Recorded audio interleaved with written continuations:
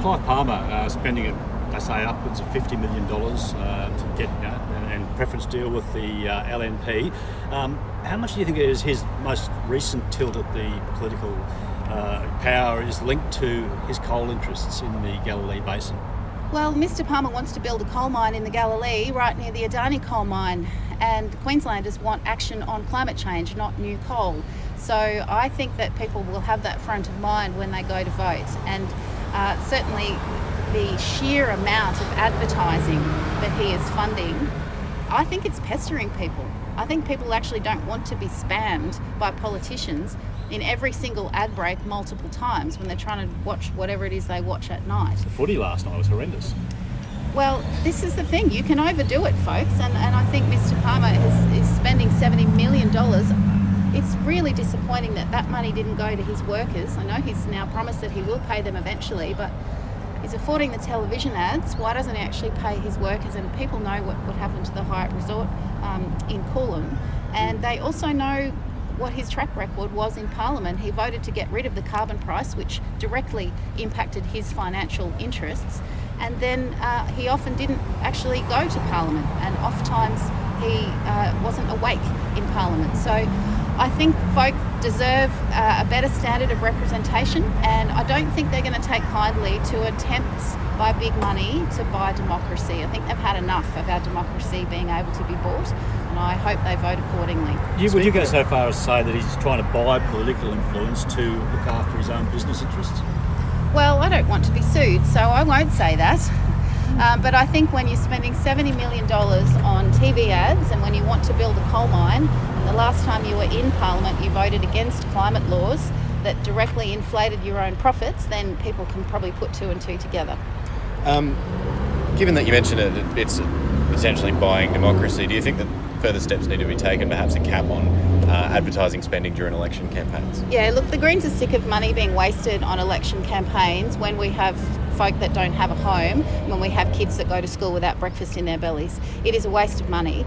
We'd love to see election spending caps brought in. That's something that we've long worked for. The other parties haven't come to the party on that one yet, but perhaps this is something we'll be able to work on in the next election, because I think it's pretty horrifying to see how many tens of millions of dollars are wasted on spamming people's phones and televisions, rather than actually just getting on with improving democracy and fixing those problems, like investing in clean energy, ending homelessness, putting dental into Medicare. That's a far better spend. We want to see election spending capped, because it is a waste of money, and it facilitates our democracy being able to be bought, and that's not how the system's meant to work. Senator, we've discussed some big picture issues, but the Sunshine Coast itself, what can the Greens do for the Sunshine Coast? And this might be a question that would be good to throw open to the candidates too. Yeah, well, I'm happy for any of our folk to stand up and speak on those issues, but this is a region that's so known for its beautiful natural environment. There's very strong tourism interest here, and there's lots of small businesses here. So the Greens really strongly support small business. We know they're a great employer, and we backed those tax cuts for small businesses. We've long campaigned for that, and we were thrilled to see that. So we want to help small businesses get ahead. We want to subsidise things like solar panels and batteries for small businesses. That sort of thing, where we can tackle climate change and actually help people get ahead. That's exactly what governments should be doing, and that's why the Greens are proud to be championing those policies. Policies that would protect the beautiful natural assets of the coast, keep people coming here, and look after the way of life of folk here on the coast. But I might ask if anyone else wants to chime in on what we can do for the coast. Yeah, I think you've just about covered it all. You want to say anything, Dan? If you go into a matter of skipping forward. Look, the only thing I would say is Sunshine Coast absolutely has been an area that's not been really heavily contested until now. We've seen so much support for the Greens in the last 6 weeks. It's been really encouraging, and I think that is actually going to drive some investment into the Sunshine Coast from all political parties, and that can only be a good thing. For me, the seat of Wide Bay, it's a very diverse area. We've got Maryborough with a huge youth unemployment problem, and we've got Noosa, which is a massive area for tourism and also people retiring for the Sunshine Coast. So we need to make sure that government spending is actually working for not just one element of that community. And I welcome things like improvements to childcare and improvements to schools. We need to be fully funding our schools, and we need to be making our education at all levels absolutely free. So that means everybody can have the opportunity, like my generation was the last that were able to go through tertiary education without having a massive debt at the end of it. And we need to extend that to our current generation of kids. And we also need to provide things like the Gympie Trade Training School that's attached to the James Nash High School that provides job-ready kids straight out of high school. Daniel, what do you make of Lou O'Brien's How to Vote card, the sitting LNP member? Clive Palmer candidate second, the Greens are second last, only ahead of the Fraser Anning candidate. What do you make of that? Look, the How to Vote cards are just how that particular party would like you to vote, but it is up to the voters how they put their preferences. I've done scrutineering before, and I've seen a hell of a lot of LNP ballots that have them at 1 and us at number 2. And that is where the real democracy lies. People have the power to choose what they want to see in the parliament. One for Royce, if I could. It seems like another day, another social media scandal. This time, I think it's in Tasmania. Liberal candidates resigned, but it's every day. You know, Steve Dixon earlier this week. That night was another One Nation candidate. Strip clubs, social media posts making racist jokes about Aboriginals. What do you make of all this? Is it a reflection of society, or is it just bad vetting of candidates? Well, I think with the rise of social media, people's history is there for all to see. That's probably a good thing. People can scrutinise the sort of values that those candidates have held. People go on a journey. Sometimes they make these comments earlier in life, and they then see the error of their ways and learn from that, and we welcome that as well. But I would just encourage people to have a look at not only their candidates, but also the policies of the candidates that they might end up voting for. When people understand what they're voting for, then we can get a genuinely democratic result. And that's why with those How to Vote cards, they're just suggestions. People should make up their own minds.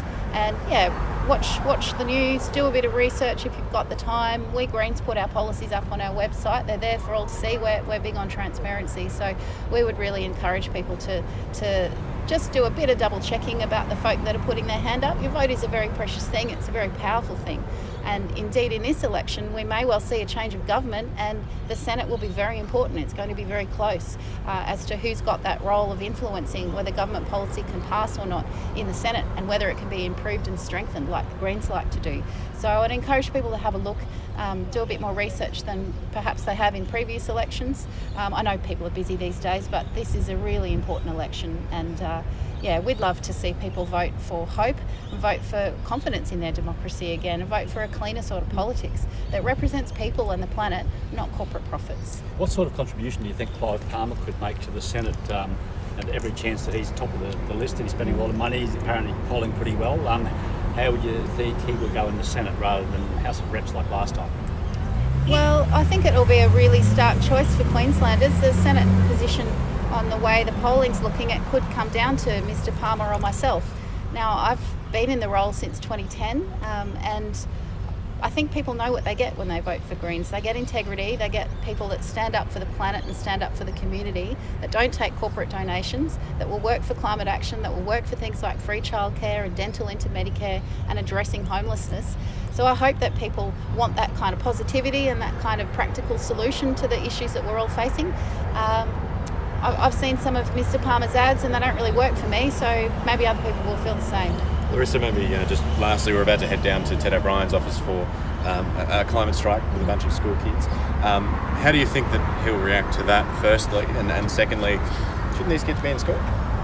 Well, look, I think what we're seeing is the youth get it. They understand that this is their future at stake, and they can see the profits of coal mining companies determining government policy, and they're right to be very frustrated about that. They expect better. We should have climate policy driven by the science and what's going to keep us all safe, not driven by whether some multinational coal company wants to make another $1 trillion. Young people can spot bull dust at a mile off, so I think they're pretty sick of our democracy being sold out to the big coal mining profits, rather than having proper science-driven policy. So I'm really thrilled that the kids have taken to the streets. It's sad, though, that they feel that they have to do that to get heard and for the science to be driving the decisions of government. But I think they're absolute heroes, and I'm really proud of every single one of them. And they are learning a whole bunch of skills in challenging our current cooked democracy, possibly more than they'd learn in the few hours that they'll miss from school. It's important to have well-rounded education, and these kids are learning about active democracy, and I think that will make for strong leadership in future, and we might see some of these kids in Parliament in years to come. Thank you, Senator. Thanks very much. Folks.